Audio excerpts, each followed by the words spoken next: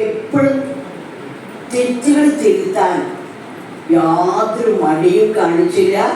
അത് എൻ്റെ ജീവിതത്തിൽ ഒരുപാട് ഉയർച്ച ഉണ്ടാക്കുകയും ചെയ്തു. 5 തലമുറ പഠിപ്പിക്കാനുള്ളൊരു ഭാഗ്യം സാറ് തന്നെയാണ് എനിക്ക് തന്നെ. എപ്പോൾ പരിപാടി നടത്തിയാലും അല്ലെങ്കിൽ പ്രോഗ്രാം ചെയ്താലും മത്സര രംഗത്തായാലും വിമലെ ഇവിടെ ഇങ്ങനെ തിരുത്തു അല്ലെങ്കിൽ ഈ ചെയ്തി ഇങ്ങനെ ചേർക്കൂ എന്ന് പറയാൻ സ്വാതന്ത്ര്യത്തോടു കൂടി അദ്ദേഹം എൻ്റെ കൂടെ നിന്നു. അത് മനസ്സിലാക്കിയിട്ടാണോ ഈ കുട്ടികളെ എന്നെ ക്ഷണിച്ചതെന്ന് എനിക്കറിയണം. എനിക്ക് അത്ഭുതമാണ് തോന്നിയത്. നിങ്ങളെ ഞാൻ പരിചയപ്പെട്ടിട്ടേ ഇല്ല കുട്ടികളെ.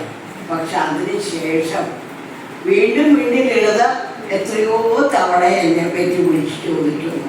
ഞാൻ പറഞ്ഞു ഒന്നും പറയണ്ട, കലാമുള്ള വെങ്കടാമേനൻ മാത്രം മതി. കാരണം അത്രയ്ക്ക് ആ ചന്ദന കുറിയും ആ ചുമന്ന പൊട്ടും ആ നിപ്പോ ജീവിതത്തിൽ വന്നിരിക്കുന്ന ആ ഞെളിഞ്ഞ വെള്ള ഷർട്ട് മുണ്ടും അത് ഓമനക്കുട്ടി പറയുന്നേ ശരിയാണ്.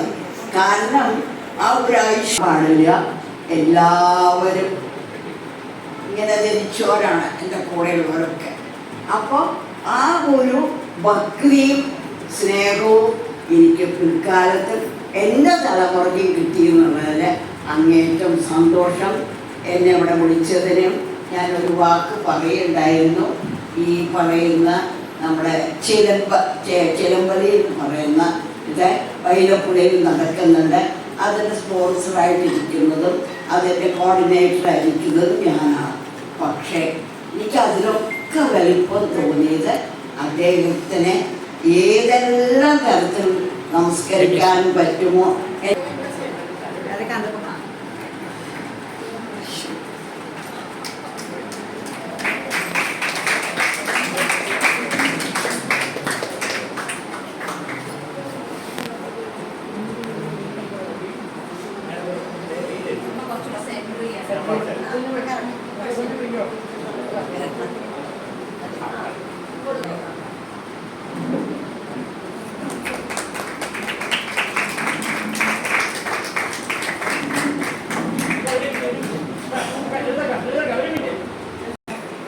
ഗുരു ബ്രഹ്മ ഗുരു വിഷ്ണു ഗുരുദേവന് മഹേശ്വര ഒരു സാക്ഷാത് പരബ്രഹ്മം ഗുരു അനുഗ്രഹം ഉണ്ടെങ്കിലേ നമുക്ക് 2 വാക്ക് സംസാരിക്കാൻ പോലും കഴിയും.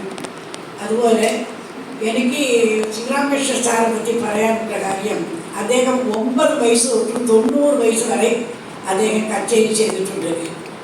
നല്ല മനസ്സ്, അദ്ദേഹത്തിന് പോലെ നല്ല മനസ്സ് ഞാൻ കണ്ടിട്ടേ ഇല്ല. ഒരു അഹംഭാവമില്ല, ഒരിതില്ല. സാറിന് സുഖമില്ലാതിരിക്കുമ്പോഴേക്കും ഞാൻ വീട്ടിലേക്ക് വന്ന് സാറെ കാണാനായിട്ട് വന്നു.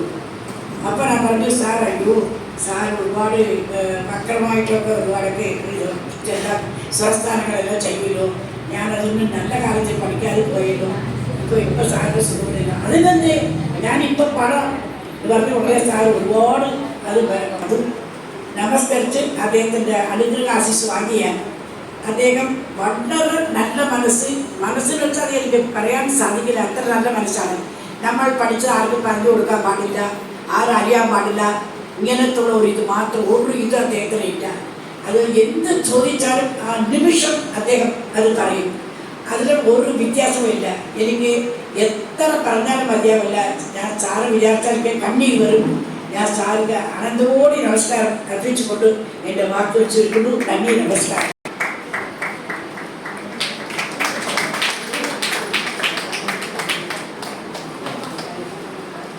സൈഡിലാണ് കൊടുക്കും.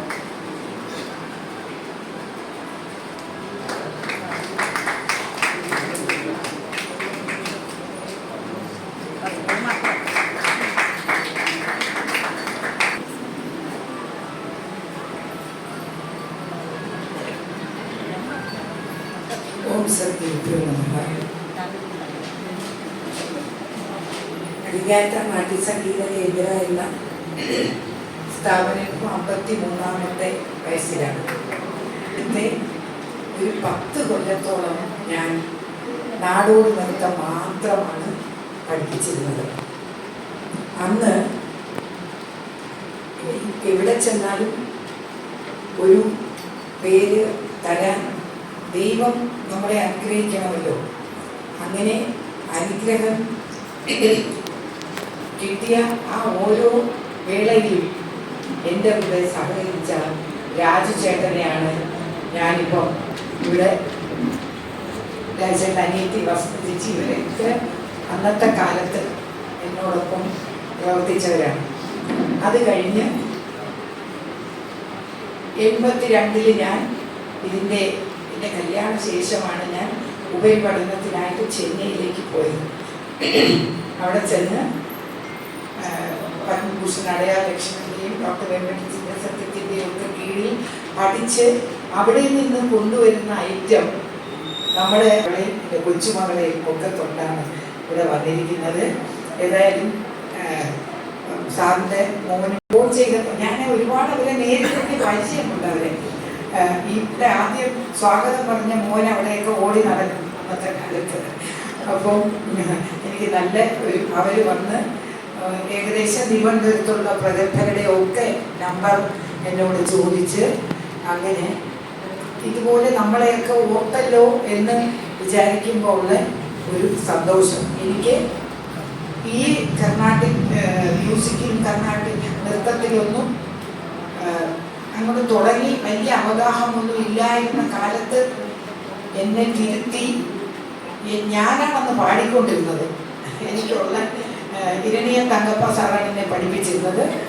എനിക്കറിയുന്ന രീതിയിലുള്ള പാട്ട്. അപ്പോൾ സ്വാമി പറയും, ആര് വേണം ഇനി ഒരു കുഴപ്പമില്ല, കുട്ടി പാടും, ഇങ്ങനെ മതി. നൃത്തത്തിന് ഈ പാട്ട് വളരെ സഹായിക്കുന്ന ഒന്നാണ്. നമുക്ക് ഒരുപാട് പ്രോത്സാഹിപ്പിച്ചിട്ടുള്ളത്. എനിക്ക് എത്ര നന്ദിയോടെ സ്മരിച്ചാലും തീരുകയില്ല.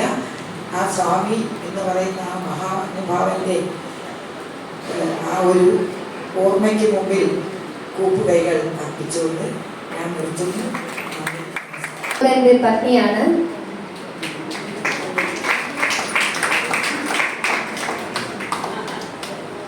മുംബൈയിൽ നിന്നും എത്തിയിരിക്കുകയാണ്.